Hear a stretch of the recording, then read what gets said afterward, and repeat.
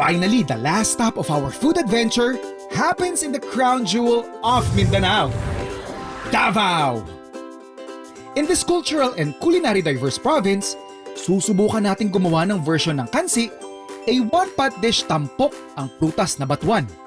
We will be using batuan as our souring agent. So literal to, bulalo na maasim. Another characteristic ng Kansi, it should be on an orange-ish hue.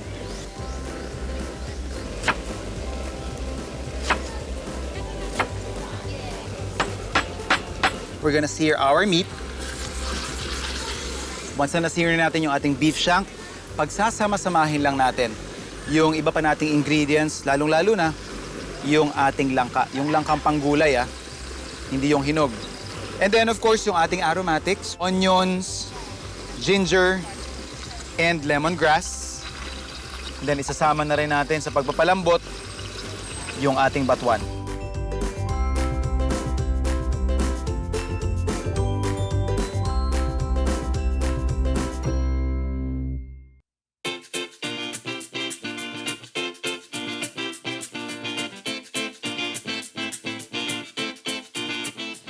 Ano?